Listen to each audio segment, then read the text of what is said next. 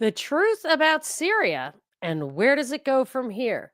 The Monica Perez Show starts now. Hey, y'all, before we dig into this topic, which I was so upset about it, it was just so crazy to just feel like the empire. I was reprimanded, rightly so, in a comment on cognitive dissonance where I said that um, we we do this, we do that, and someone was really mad in the comments, and I've heard it before. Nacho Slave used to tell me that, stop saying we, you're not doing it, I'm not doing it, we have no control over this, which I pointed out in one of our last shows that it wasn't COVID that made that crystal clear. It was Obamacare. We did everything we were supposed to do. We did our process. We voted for people, the legislators, the executive, the Supreme Court, the state, the local government, the feds, everybody conspired against us. And we did everything we could, including stormed Washington and short of an armed uprising. And they railroaded that in violation of all sorts of laws and everything. So obviously, we don't have control over this. We don't have control over it. Participating in the voting seems to give it validity. So maybe it is wrong to vote for that reason alone. So I don't want to say anymore we. I want to say the empire. And what do I mean by the empire? You could say it was the British Empire. I don't know, but it's definitely UK, US, and Israel, shoulder to shoulder. Who's on top? I don't know. People always keep focusing on that it's Israel, Israel, Israel. Obviously, they're benefiting tremendously. They're also the front line. They're the face job. You got to figure that they are not calling the shots of the whole world. I mean, Netanyahu lost like 3 times in his votes. So there's more to this than I feel like that's a smokescreen. I feel like with Epstein, it was a smokescreen. It's not the CIA, it's Mossad. It's like, yeah, well, maybe it is the CIA, and that's what they want you to think. So, uh, so all of that. So I just want to call it the empire, and that's what I'm going to do. So it upset me that the empire, in my name, with my money, toppled a sovereign country, which I have some uh, affinity to from personally and as a human being. One is my grandmother was from Damascus. The lore in my family is that she was conceived in Damascus. Her parents emigrated to the United States while the mom was pregnant. I know that my great grandmother died in childbirth, and then when they landed in New York, there were other people like Ithaca and Lebanon. In New York has a community from Arab countries. Although I was always taught that Syria was not an Arab country. And I was reading the 2012 Syrian constitution, and they assert that, yes, Syria is Arab. But anyway, so I guess that's a thing we don't have time for. Anywho, so my great grandfather, or my great grandfather went there and he got remarried, whatever. And I think that one died. So he went back to Syria. And he left my grandmother in an Irish convent because they were Orthodox Christians and she was raised by Irish nuns. So I probably have second cousins. Like my father probably had uncles and stuff they didn't know in Syria. So probably second cousins there. It would be in Damascus. I have no connection to them, but I always thought of Syria. I always thought I would go there. People, when I was growing up as a little kid, you're what? You're serious? What? Like they never even heard of Syria. So I wanted to connect with that. But more important for everyone, Damascus is the oldest continuously existing city in the world. And I think it's one of the oldest cities that we even know about. It might be the second oldest city we're even aware of. So, or have a name for. So imagine what's going to be destroyed. At least Syrians were in control of it. Assad wasn't blowing up their artifacts. The empire had been doing that along this very long attack on Syria, which started well over 10 years ago with the empire fostered Arab Spring, yada, yada. I don't know how much of the history we want to get into. I do want to kind of start with what's happening now. My best read on that. One thing I wanted to say before we get into that, although now it'll be hard to find because I've been talking for 5 minutes, is that I did want to thank again Stuart, who may or may not be here, for the the lovely soap he sent me, the honey oat comfrey soap for my son with psoriasis, but there were other things in the box, and it smelled really delicious, and I started using one for myself. I stopped using perfume thanks to James, who and a friend of mine whose father was in the perfume business, but she's a nurse, says they're just little puffs of poison. I guess like regular perfume. I don't know if it messes with your hormones, but I really loved it. I had when we moved into this house, had someone build little shelves in my closet for perfume, and now I absolutely won't use it. So I love smelly soaps, like naturally smelly soaps. And so these are really lovely, and I've been using it, super lathery, very nice. If you want to, not getting paid for this, I just like it and I want to support these people. It'd be nice Christmas present, stocking stuffer. It's Nikki's Naturals, NIKKISNATURALS.com. And while we're talking about Christmas ideas, there are two other things that I like. I like True Hemp Science. It's absolutely the best CBD. Again, they don't pay me, but I get the kind a little bit. It's just CBD. Come on. And one thing I absolutely don't even get free stuff from, I pay for it full bore, whatever the discount code is, probably Monica, on all of them, is Apocalypse Coffee. I love Apocalypse Coffee, and I would recommend it as a Christmas present because the guy who does it is an artist, and the packages are really nice and cool, and reveals truths like we all believe in.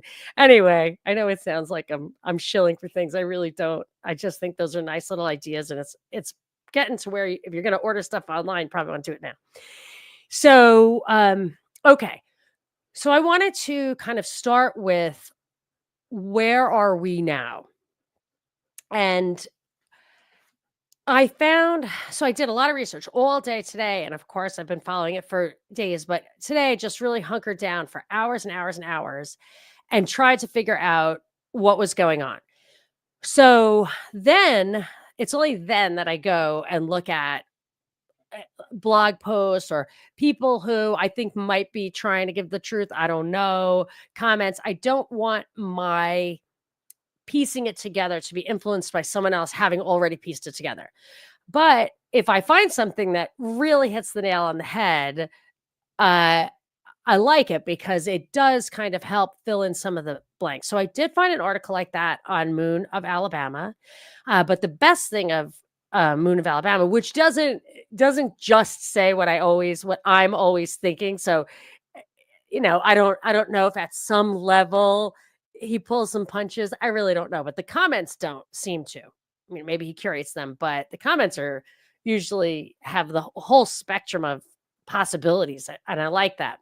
I don't go every day. I don't want to like get into that rut of thinking the way somebody else teaches me to think, but on something like this, when there's a lot to cover, I like to get that crowdsourcing.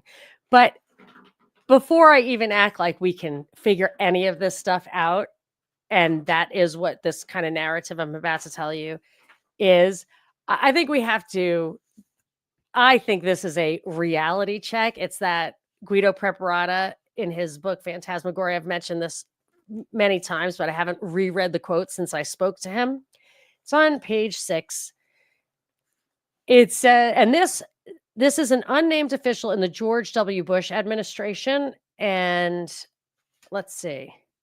The quote first appeared in an October 17th, 2004 New York Times article by Ron Suskind entitled Faith, Certainty, and the Presidency of George W. Bush. So this was in the New York Times. This is not completely of whole cloth, but it is not attributed. Guido thinks it was Karl Rove. Sounds about right. Really listen to this. People like you, I believe he was talking to a prostitute media person. People like you are still living in what we call the reality-based community. You believe that solutions emerge from your judicious study of discernible reality. That's not the way the world really works anymore. We're an empire now. And when we act, we create our own reality. And while you are studying that reality, judiciously as you will, we'll act again, creating other new realities, which you can study too. And that's how things will sort out. We're history's actors, and you, all of you, will be left to just study what we do. So I wonder if he was describing hyperreality. I mean, he might have been. I think that's probably right. But in any case, you can think that this is all totally crafted. And my instinct is, and I'm going to, I'm not moved away from it yet, is that the empire was behind this. My only little thing is that along the way, as the destruction of Syria has unfolded, or the attack on Syria, the undermining of Syria has unfolded over the past, whatever it is, 13, 14 years, is that when the US was kind of backing off, Turkey wanted to press on. And I think maybe popped off a little bit even after. So Obama was bombs away for a couple of years, 30,000 bombs a year. Trump did the same thing, actually probably upped the ante a little bit with more than 30,000. But by the end, he had stopped. And I think Turkey was still lobbing, lobbing at least barbs, if not actual bombs or incursions over the border. They did not want to stop. And I do believe it was Turkey who started it this time. And of course, Israel's finishing it. But ultimately, so I think Turkey gets a little roguish, which is almost impossible for me to believe. I can't think of a single other situation where I would say someone is slightly rogue. They're like, oh, we created ISIS, but they got away from us. It's like, no, not really. We completely control it. This guy is I think he's a little bit of a loose cannon. So Erdogan. So I think it's possible that he kind of jumped the gun and people jumped on board. Israel, of course, and the U.S. is going to control it. But in any case, I think ultimately there was just a lot going on behind the scenes, including, I realize now. So I was worried about Assad. My opinion was Assad was, they're like, oh, he fled. I mean, he was going down with the ship. They would have scalped him like Gaddafi. You don't really want that. That's bad for everything. And you want him there. You want him to be alive to tell a story. Although I don't know if Putin will let him, because he didn't let Yanukovych do it from Ukraine. So maybe you never hear from Assad again. But I did not. It was upsetting to me to think that he and or his family would be publicly massacred or whatever. But I think they negotiated his escape. I think there was some negotiation, because also Russia seemed to have abandoned Damascus. And I think there must have been some negotiation behind there too. So there was definitely a little bit of a prelude when, after Turkey got so far as, I guess, the fall of Aleppo, and then was pushing on, whoever was pushing on to Damascus, I think that would have been the period where it was like, holy crap, the dominoes are falling. Let's scramble here. So I'm getting a little bit ahead of myself. Let me tell you what. So my two big questions are, what's really going on here? And I guess it's not that important anymore, but it was important to me. Like, was Assad a good guy or a bad guy? Was he doing his best in a rough neighborhood to protect his little gang, his crew, his country, as a countryman? Or was he just this bloody, brutal dictator who was pillaging or whatever? I personally think that they would, if he was self-serving, the whole economic hitman thing, there's no doubt if he were bribable or threatenable, whatever, they would have gotten to him. Although maybe he wouldn't have trusted it, because Gaddafi, I think, did bend the knee. Gaddafi kind of did everything they wanted, and they scalped him publicly.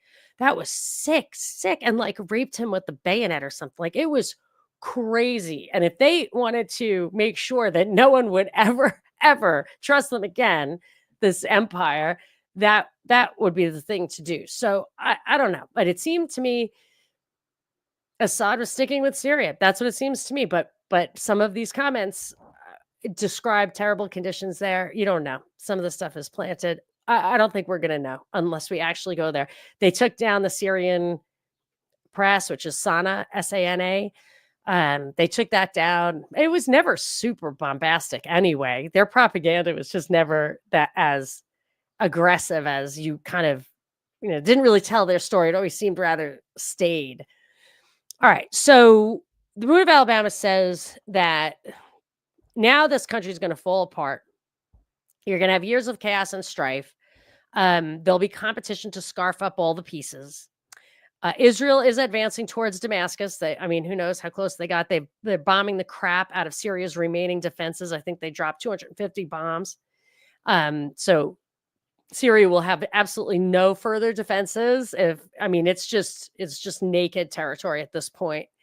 After they do that, the U.S. is bombing the central desert of Syria. They're saying it's ISIS. I actually just deduced this. I said they're going to say it's ISIS because Blinken came out and said, "Oh, ISIS is going to pop up now. ISIS is going to pop up now." And I'm thinking, so are you saying that Assad actually claimed, like, après moi, le déluge, which is the same thing Gaddafi said. Of course, it's a Napoleon line. You want terrorists and refugees all over Europe. You want Africa to spill into Europe. Get rid of me. So now that's exactly what they do every time. They go in. This is what they do. It's Egypt, Libya, Iraq, now Syria. They go in. They're like, this guy is a complete dictator. He puts people in jail for political reasons without due process. They have no rights. So then we take the guy out. We go in. We open the prisons. Everybody spills out. They are terrorists. They come here. They end up in our jail, support our prison industrial complex. Hat tip to CG on Twitter for pointing that out. But worse than that, we do the same thing to them. What about Guantanamo? What about places where, like, do they have rights? They're not American citizens. What are they doing here? No. And then worse than that, they say to us, the Constitution's outdated. They didn't think about terrorism. Now we've got terrorism. So you guys have to be under total surveillance, censorship. You have to curtail your rights. So they end up doing here exactly what those guys were doing there. Why not just leave it there? And Blinken saying, oh, now ISIS is going to go bananas. But not only does that give Assad credit for keeping it at bay, whether he did or not, but it's really just an excuse to bomb the crap out of Syria because there's probably, I can't imagine that these people were in favor of what's about to happen to them because there's criticism of Assad because he was an Alawite, which was a minority sect.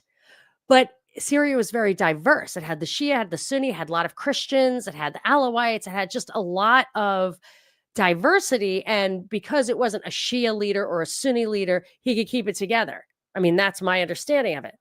So a lot of people are probably not going to like this, and they're going to know they're not going to be on the winning end of it. And this country is, I think, slated to splinter. I don't know if there's any keeping it together. It was certainly in the plan for a lot of people. If you look at the Oded Yinon plan, we read that a little while ago about splintering Syria into those groups. So my thinking was they're going to kill the resistance. They're going to kill the people who are resisting, and they're going to call it ISIS. And in the Moon of Alabama article, it said they say that they're bombing the central desert of Syria to take out ISIS, but it's really to get rid of a local dissent, resistance.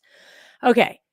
It gets a little, I think it's important to know this. He really lays this out. I'm not going to read his words to you. I'm just going to tell you like the different pieces on the chessboard. Turkey pushed HTS. I forget what it's called. It's like an al-Nusra or whatever. It's the current Al-Qaeda offshoot, whatever, that Turkey pushed as the rebels to advance to take Aleppo. According to this guy, they went further than expected, and then they were in too deep, and then they got to Damascus, and of course the empire steps in. I don't know. It also says that Turkey controls SNA, the Syrian National Army, and uses it against Kurds in Syria. So there's two Syrian rebel armies that you'll hear about, the SNA, the Syrian National Army, but also the Syrian Democratic Forces, the SDF, which are Kurds that the U.S. controls, according to this guy. So the U.S. uses the SDF to hold eastern Syria, which is where the oil, gas, and wheat is. So the sustenance of the country is there, held by the U.S., by the SDF, and anybody who wants to control the country is going to have to get through that. So Turkey might clash with those guys. The SNA and the SDF might clash. It's also kind of a stepping stone to Iran, I guess. I don't know. I might be getting ahead of myself. Oh, yeah. He says Iran is in trouble because it lost its link to Hezbollah by losing Syria. One of the commenters, though, says what I've thought anyway, is that the rulers of Iran have already sold out. So Iran is a controlled opposition kind of situation. A lot of people think that Russia let this happen. And he concludes the article that Biden has guaranteed that Trump will stay in the Middle East. Obviously, I mean, I think we were predicting that before any of this even happened, that Biden was going to lob bombs over his shoulder. And what did my friend James said, that James Evan Pilato said, yeah, the Democrats load the gun and the Republicans shoot it. Yeah, that sounds right. But Moon of Alabama says, and I hadn't thought of this, y'all might have, that China will benefit because this, long-awaited pivot to Asia is never really going to happen if everyone is mired on Russia's Western front. And that's interesting because Biden works for China.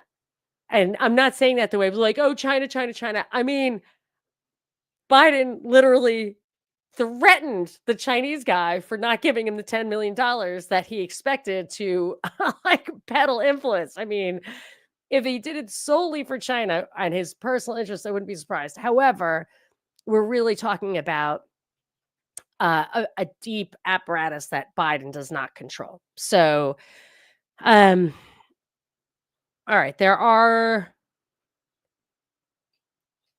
a couple of big comments here on some of those articles there that I think are interesting, kind of cover the bases.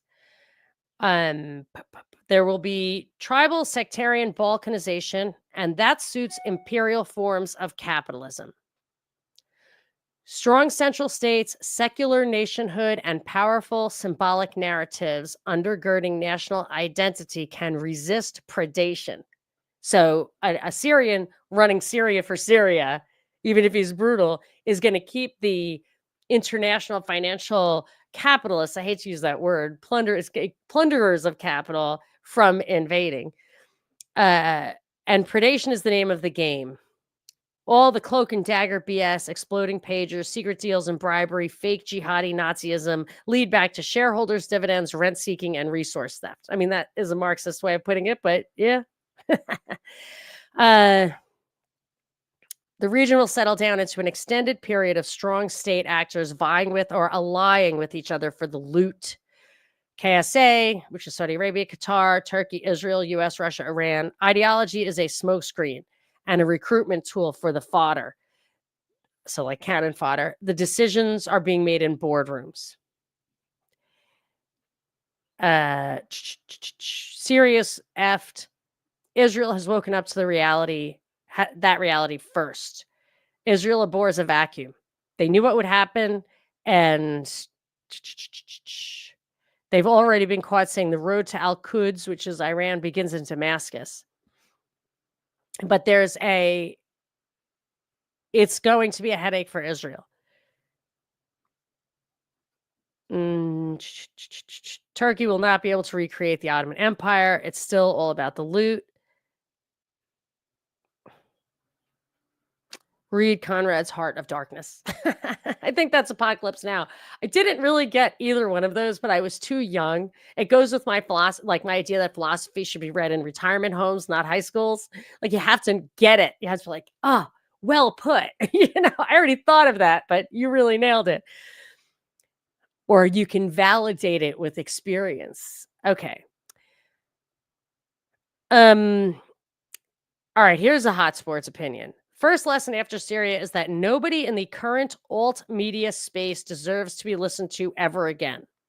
I don't know specifically what he's talking to, but I'm getting there. The second lesson after Syria is that the empire won. Octavian beat Antony again.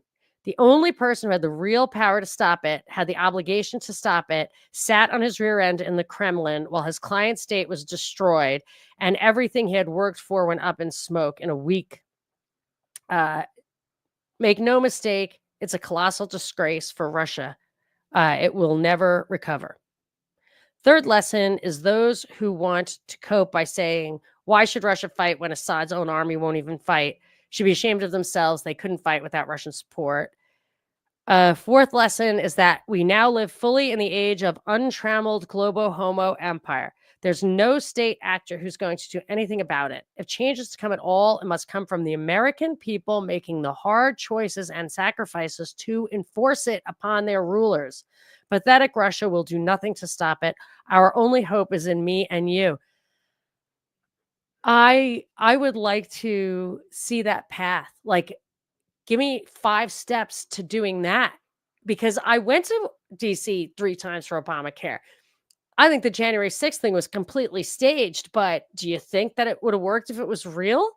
I mean, I think Uncle Ted might be right. Like, once the surveillance state was fully in place, that we're just not, it's just not possible to mount resistance. I don't know. I'm not trying to be negative. I would just like to put some meat on those bones. I mean, I'm willing to get off the couch. I just need to understand it a little better. Another commenter says the situation will be so unstable it might actually threaten the regimes in Turkey and Israel. You know, I completely dismissed that up until this moment. Now I'm thinking about it, and I'm like, they do take people out after they've served their usefulness.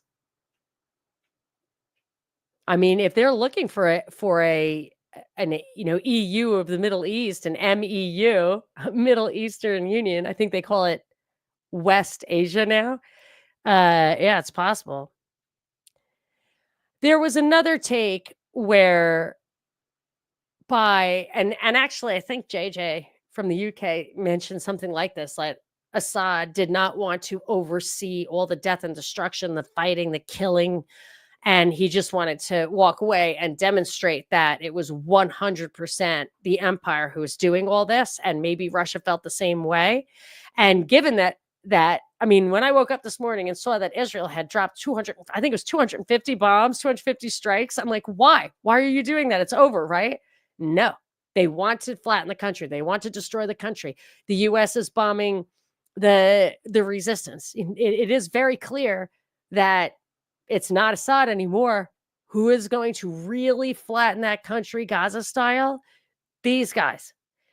So maybe that's what they were doing. Maybe it is like Apocalypse Now and they're just cutting off the kids' arms. Harsh, but who knows? I mean, so it gets to where the people who follow this stuff, who really understand it, who really study it, like the think tank people, cannot be trusted. They can't be trusted the way they absorb it. It's through their filters of bias and morality that's wrong. And they can't be trusted in the way they explain it. So I actually should have looked up Ava Bartlett and Vanessa Beeley and the journalists who really do figure that stuff out, but they're hard to find. Tejas and Donbass used to go talk to them from his perch in Ukraine, and he was murdered. So, I mean, it's very difficult to get all the truth, but we're trying our best. And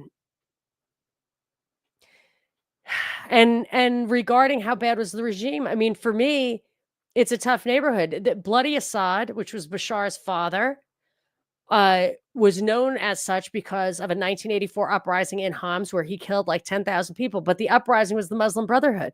That's MI6.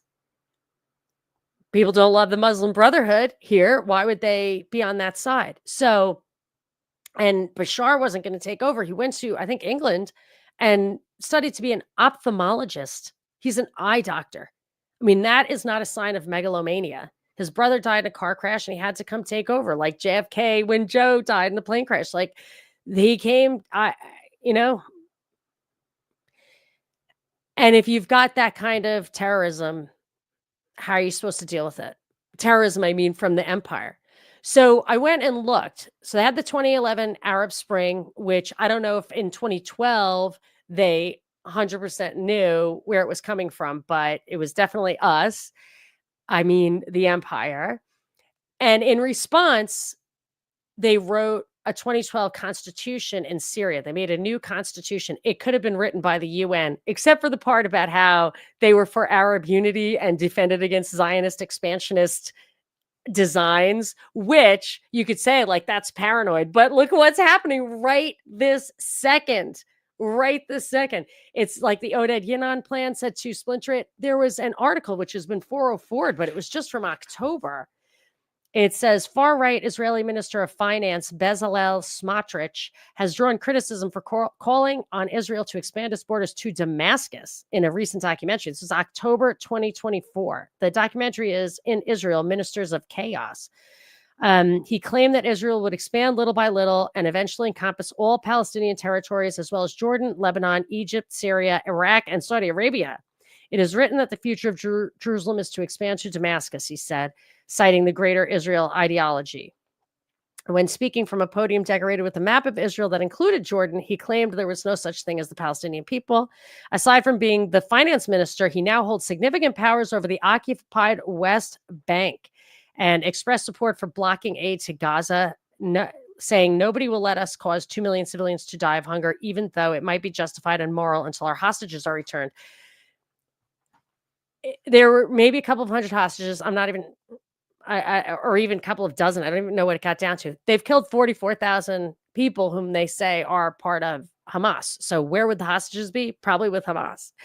And the principles of a just war is that you can't do that. You can't kill too many people, 2 million people to save 200. So that's a major, this expansionism is, and the Turkish idea of maybe carving out part of Syria for Kurdistan. So they're in a tough neighborhood. The empire is all over them. And how do you rule that? Do you think the guy who takes their place they're going to put a new constitution in 2025 to ensure free and fair elections? I mean, is that the bottom line? We see that. Isn't that just the way that you get to justify anything that you do there? That's what it seems like to me. I would rather objective law. Some people like a constitutional monarchy. And I mean, I read the whole Constitution today. It's quite long, the 2012 Constitution. And my guess is the new one's just going to focus on elections. And then the elections are going to be controlled by the empire. And elections will give you mob rule.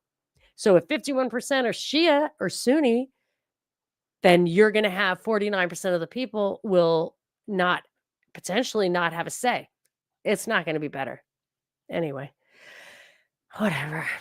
We can pray that it is. We can pray for world peace, like my mom said. You know, it's just sad. Oh, I have a little bit more. Let's get some comments, and then I'll get a little more, and then I have a couple of clips for you. Right, the Clark 7. Yes, the 7 countries, Wesley Clark. I think the only one left is Iran now. And Iran's been, I think, co-opted. Now it'll just be, it's being used probably to just continue to clear out the Middle East. Okay, you got to keep marching through Syria. Got to keep bombing the crap out of it. Whatever. Let's see what we got here. Does anyone remember Russia being offered Ukraine for Syria? I don't remember that.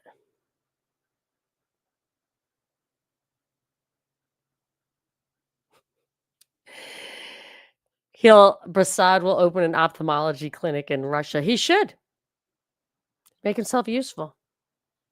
Oh, thank you, James. The recent cognitive dissidence was great. So Hrvoje Moric, Parallel Mike, and I do a show once a month. Cognitive Dissidence. It is my favorite show. Like, of all shows, it's my favorite show. And we also do a private Zoom call for premium listeners once a month.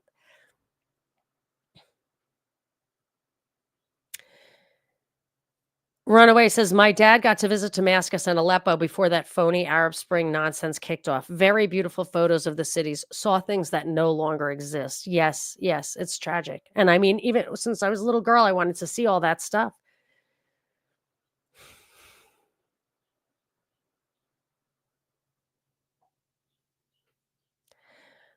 Runaway says Syrian illegals in England and Ireland and EU are celebrating that Assad is gone, but now cite, quote, economic reasons as to why they won't return. I will say that anyone like if you know Ukrainians here in the US, they're going to be pro Western. They don't let them in if they're not pro Western, unless they're actual terrorists, then they'll let them in.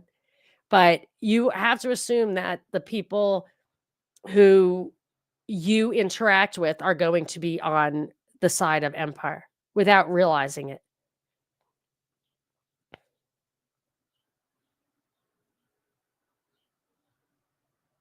Oh, Jack seconds James's comment on cognitive dissonance. He loved it.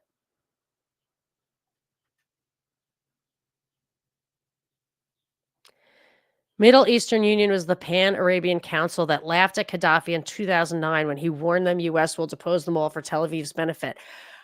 I think they'll give the Israel maybe the titular head, the dominant force, maybe share power with the Saudi Arabia, but I feel like this is empire. I don't think this is Israel because why wouldn't they have done it sooner? No, and I think they're setting it up for Trump. And maybe Obamacare and COVID taught them that we really are toothless now and they can do whatever they want.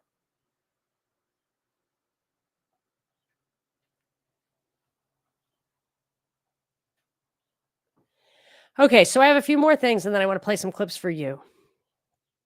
Yeah, so taking Syria has long been a goal. We talked about that. We had the Oded Yanan plan from the 80s, the Homs uprising in the 80s. Wesley Clark said this happened in the 90s. Obama was begging. I did so much work on this in 2013, begging to invade Syria. I mean, it was laughable. And he dropped 30,000 bombs a year after year. Trump also dropped more than 30,000 bombs a year for at least in the beginning of his first term. He said, it really made me mad. He tweeted this. Syria is a mess, but not our friend. And then in uppercase letters writes, the United States should have nothing to do with it. This is not our fight. Let it play out. Do not get involved. I saw that and all the people in the comments, oh yeah, that's our guy. You're so right. Stay out of foreign affairs. That's Trump. Like he's me. He bombed it 30,000 times in 1 year. That's not don't you remember the beautiful Syrian babies, the beautiful babies because of the chemical weapons attacks? Well, stay tuned for my clips because one of them was me catching Fox accidentally offering proof that it was the rebels who did those chemical weapons attacks. Nobody has this. I was watching TV and I got my phone and I started recording the news station and put it on Facebook 11 years ago and it's still there. I'll show it to you now. I better download it before it's too late or find it. It was a phone. It must have been a phone, but not I don't know where that video is. Okay, so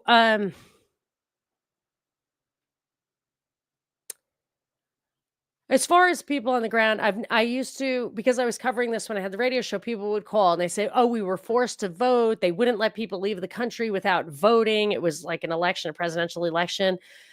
And I met a rich guy at a party. It's like, I was in Syria. He was Syrian and he was rich. And he said, and they came to my door and they're like, you're going to have to pay exorbitant taxes. We need your help in defending this country. So I moved to England.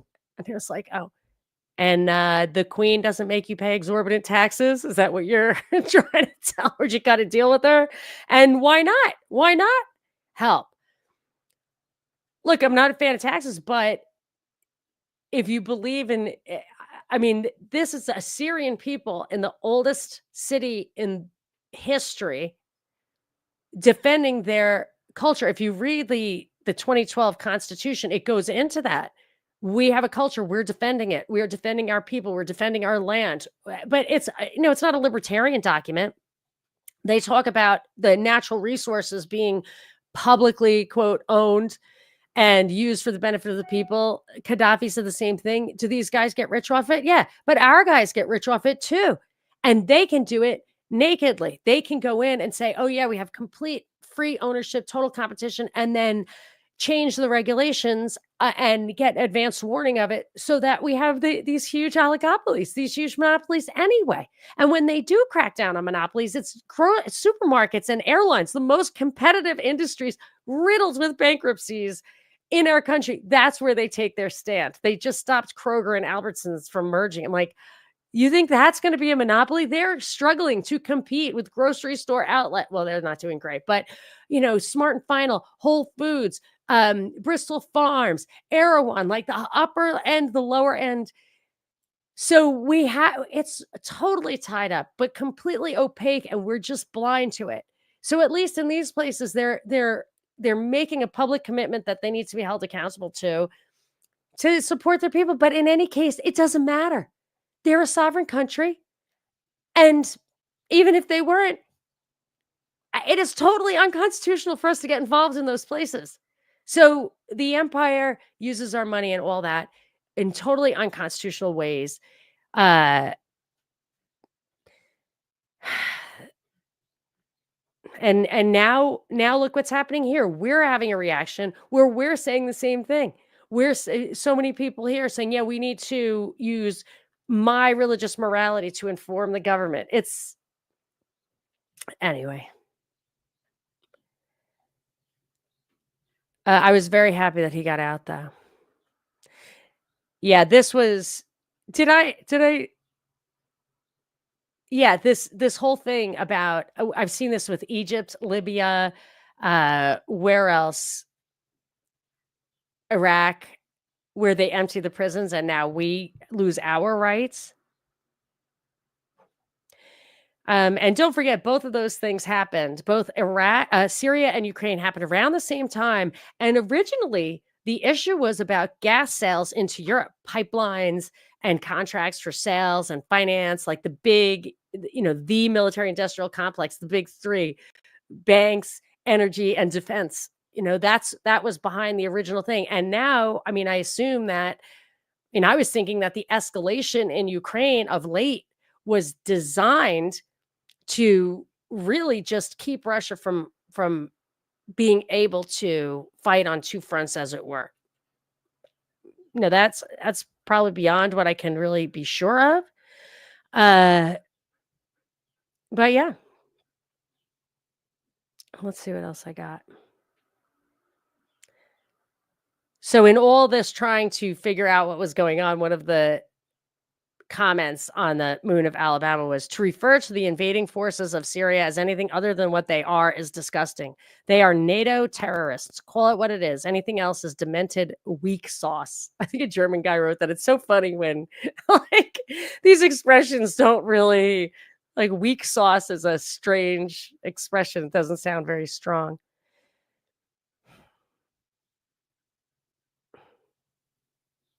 All right, so they did say what's to come. So there's a guy in place who's taking control.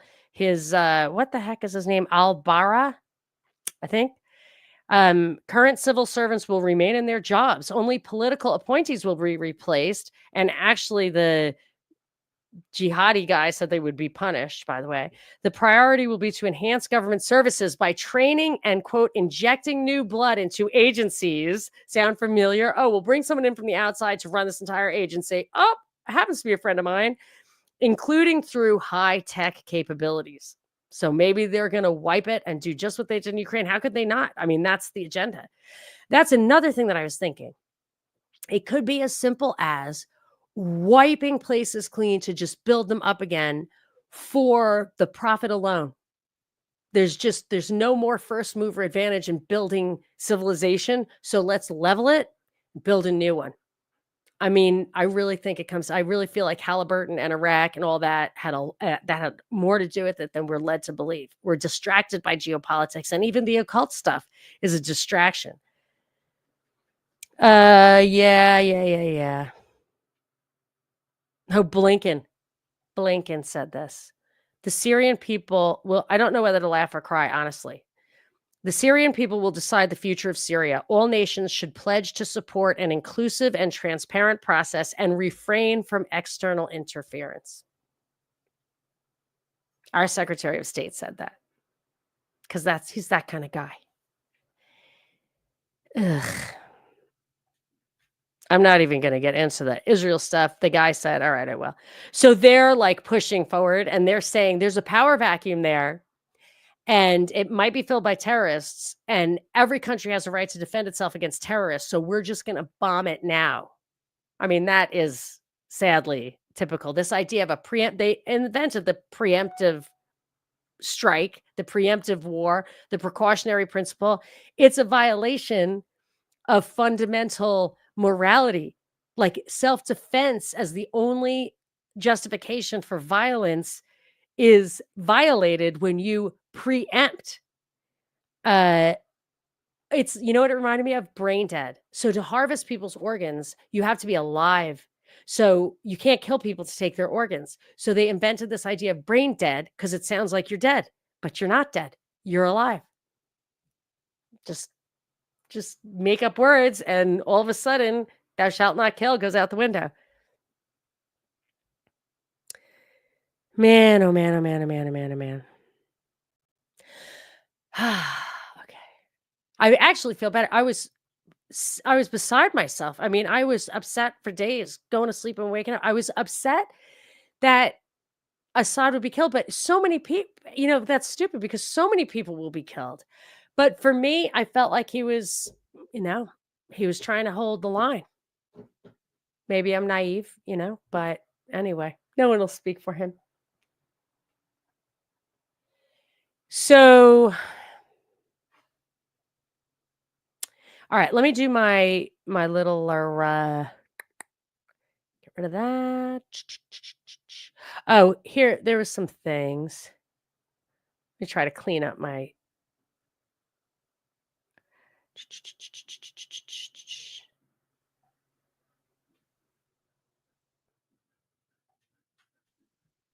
I'm going to do some screen sharing.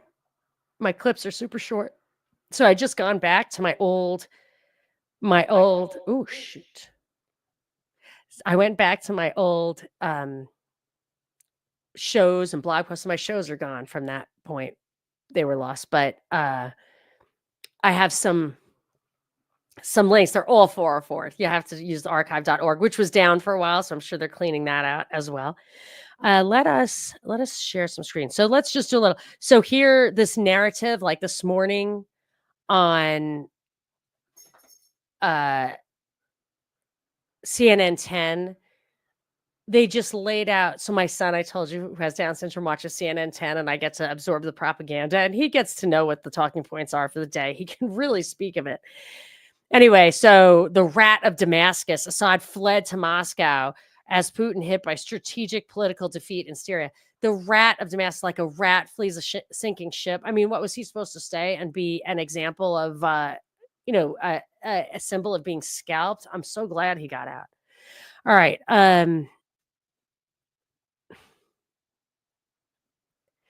Here was another one back in the day.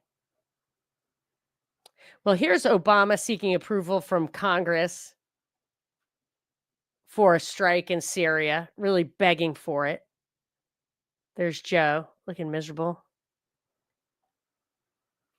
Yep, 2013. I remember that. That was a big deal. He even had a draft resolution for use of U.S. armed forces in Syria. He wanted to get permission, although they just bombed it. So what difference does it make? Let's look at a map real quick. In case you're hearing about it, you can see this. So here's Israel. Can you see that? Here's Israel. Damascus is not far from Israel. So they're around there now. They're greater Israel thing. I don't really know exactly what it is, but they want Jordan, Lebanon, Damascus. And we have the north. By the way, the dog is here. Hey, Carturo, stop it. He's licking, but he's being pretty good.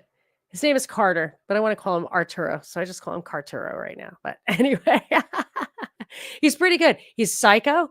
He barks insanely because he's just afraid of stuff. But I'm trying to get him to, like, crate a little bit and stay in here with me, and we're doing great. I just, like, have to be hyper vigilant to never let him out, and having a son who has Down syndrome doesn't help in an effort of hypervigilance. Okay, so here's Aleppo. Here's Aleppo.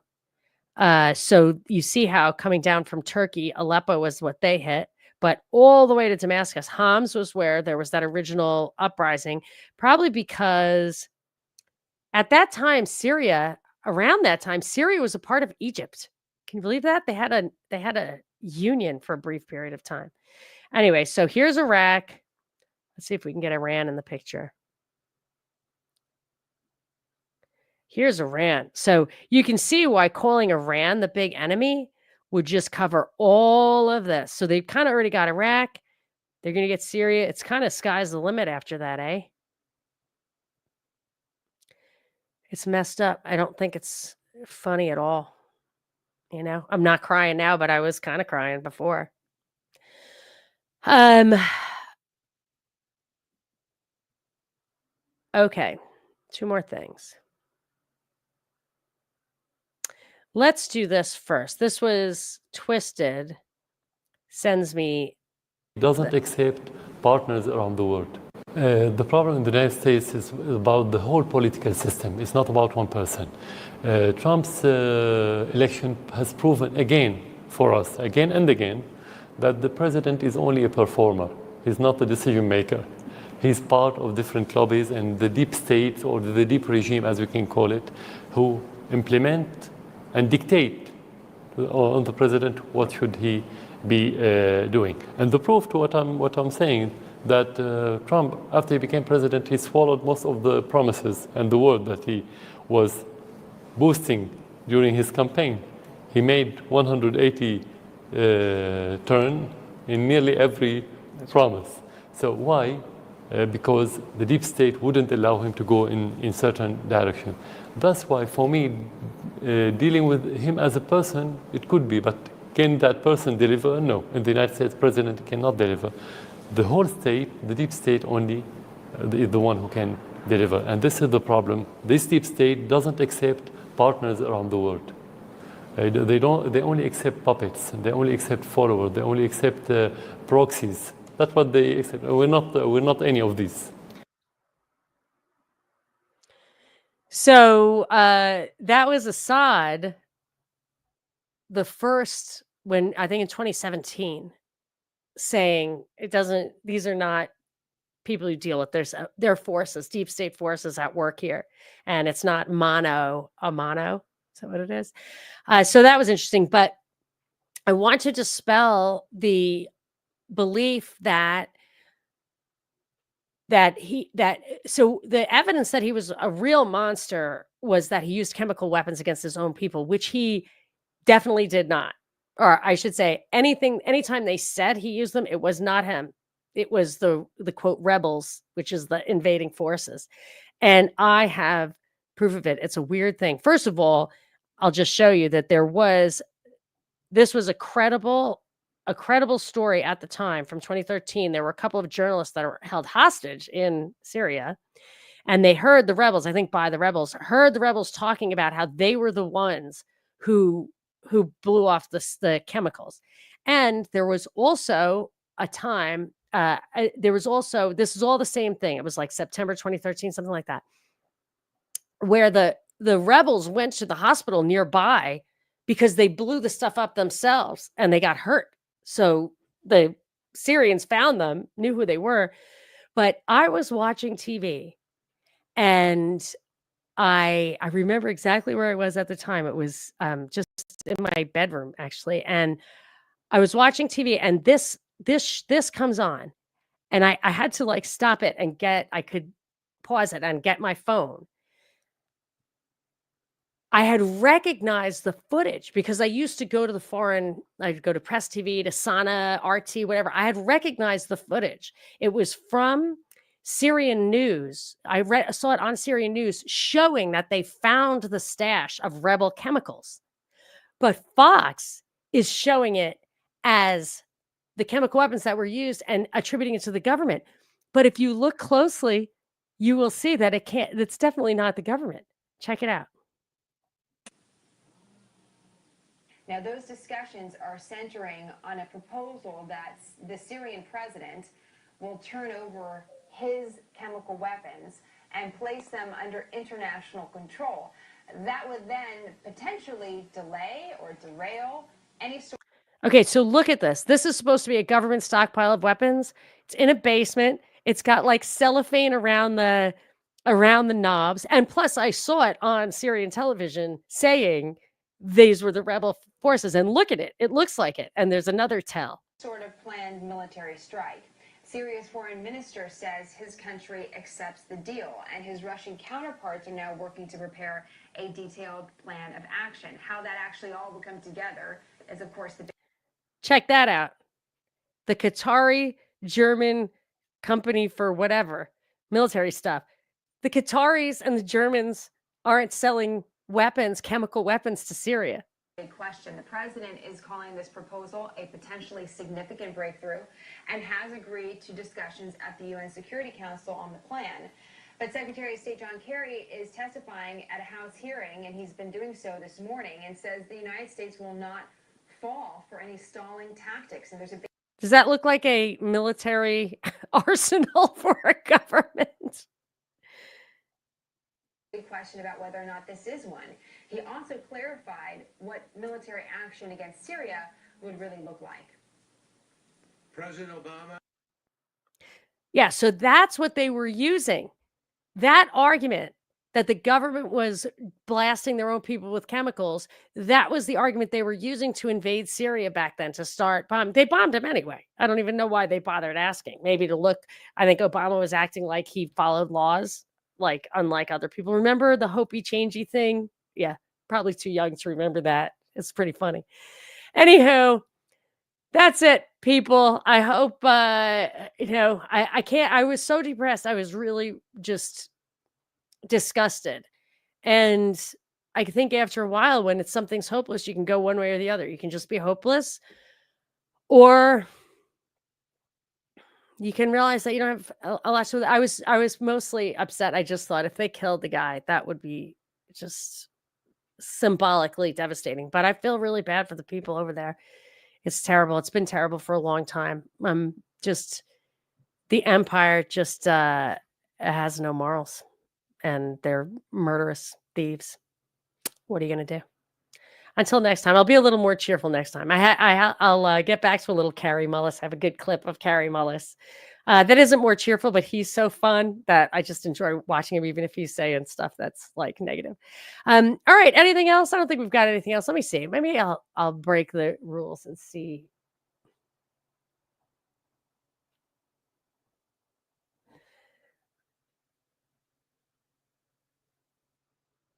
All right. Okay. I can't find anything. So I will see you guys on Thursday. Thanks for coming. See ya.